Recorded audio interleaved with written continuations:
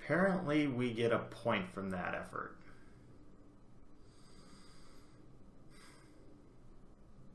Okay. Yeah. Woohoo! This is stuff. We are in so weak. Yeah. Can't get any better.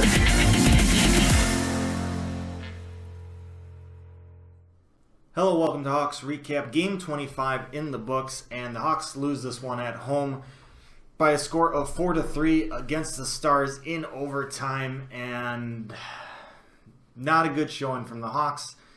Quite frankly, lucky to even get to overtime and get that loser point. That first period was brought to you by the Stars trying every possible way to let the Hawks take the lead in this game, and the Hawks just decided not to even bother with it. The Blackhawks had 3 power plays in that first period, all thanks to the Stars players getting stick happy in the feet of the Blackhawks players, and honestly the Blackhawks did diddly squat with it. I think they had 3 shots total on those 3 power plays. In fact, the Stars had more opportunities, more good opportunities to score than the Blackhawks did on those power plays. They had odd man rushes, they had breakaways, and they even got a penalty shot on one of them. And we'll get to that penalty shot, but first off, 5 minutes left in the first period. The Stars have offensive zone pressure. They have the puck. Janmark, left side, all alone basically. Crawford is aggressive, trying to cut down the angle. Janmark decides to not shoot and then comes around the net. Crawford is slow getting over, and Taze can't get his stick there, and Janmark gets that wraparound goal to put the Stars in front 1-0. Thankfully, something the Hawks have been doing really well in the last couple of games is responding after getting a goal scored on them, and they do it in this one here. 9 seconds later, the Hawks win the center ice draw, and Hartman gets it in. It gets a lucky bounce off a defender right to DeBrincat's stick, and he releases a quick shot past Bishop and into the back of the net, and we're tied just like that, 1-1.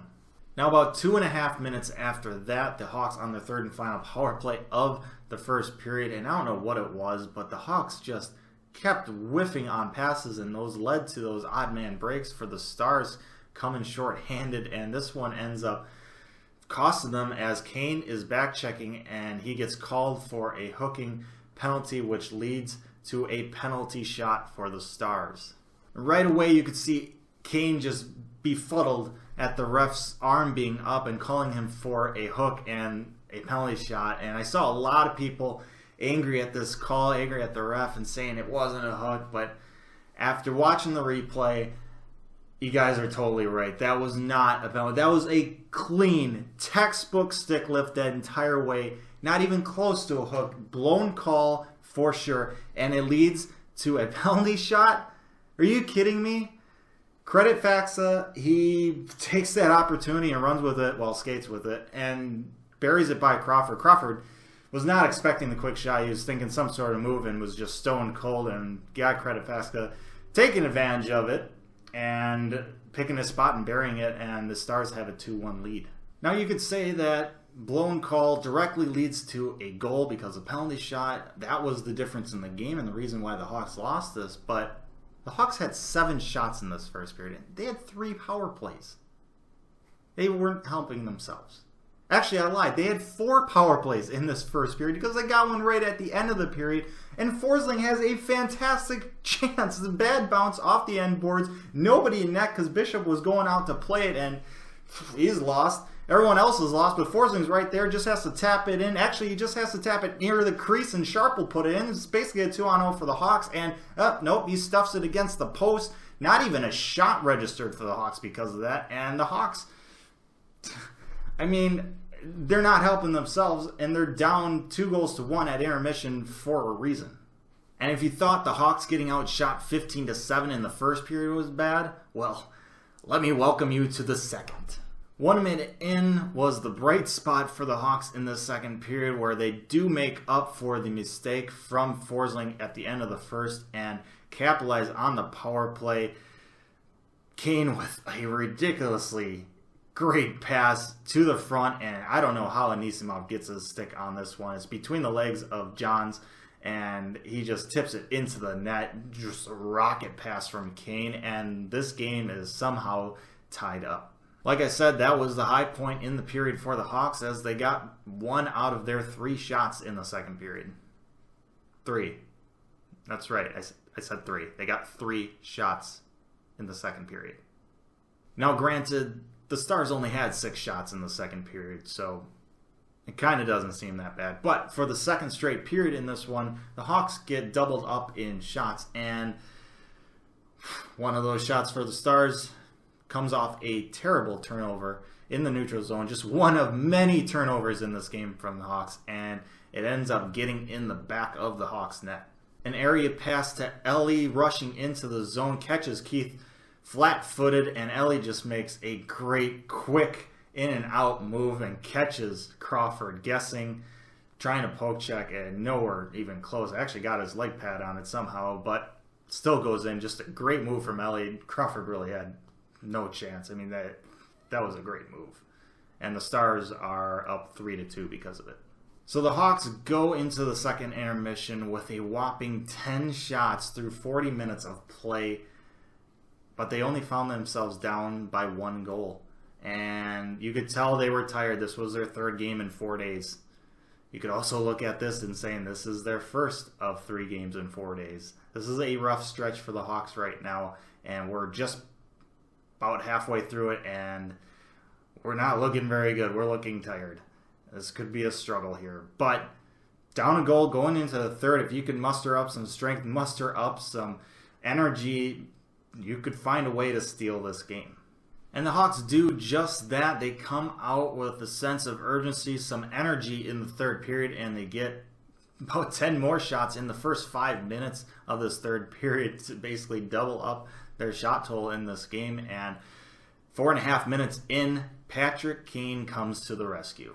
Schmaltz brings the puck in with some speed, gets it back out to Forsling at the point, and he rips one on net. Kane in front, and he tips that puck up and over, kind of floating over Bishop and into the back of the net to tie this game at 3, all in the third period. I've been saying this a lot. Get pucks on net with people in front, and good things are going to happen. You're either going to screen the goalie, and he's never going to see the puck, and that puck goes in. You're going to tip it, create either a goal or a rebound off it, or just create havoc in front and find some garbage area goals, create offensive opportunities out of it. And we decide to choose option B here with the tip, and it's in, and the Hawks are looking pretty darn good and looking like, hey, we might just be able to pull this one out. The Stars would push back after that, and they had some really golden opportunities to score, but they either shot it wide, or Hawks defenseman would block a very good look, or a couple times just scrambles in front, and Crawford somehow, some way kept the puck from going in. It was scary a bit there, but the Hawks, they didn't play well in this one, but they somehow found a way to force overtime and get a point out of this one. The point would be all the Hawks get in this one, however, as 51 seconds in, Janmark will get his second goal of the game. And this one coming right up in close, gets Crawford leaning and snipes it upstairs short side. And the Stars win 4-3 in overtime, grab the 2 points. Hawks second straight loss in the division here, not very good.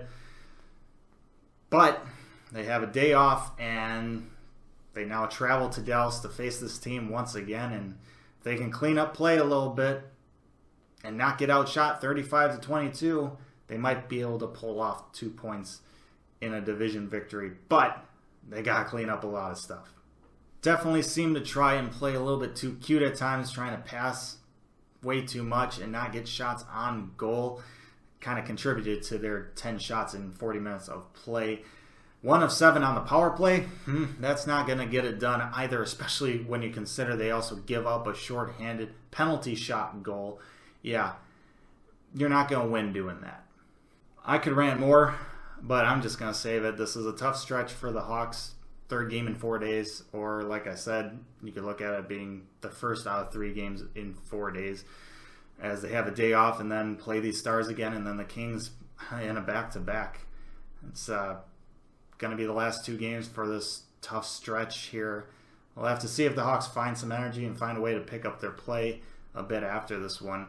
But until then, thank you so much for watching this episode of Hawks Recap. I really hope you enjoyed it. At least I hope you enjoyed it more than the outcome of this game. Let me know your thought on the team's performance and the game down below in the comments section. Like, share, subscribe if you want to. I appreciate it if you do. But most importantly, stay safe, make good decisions, and I will see you next time.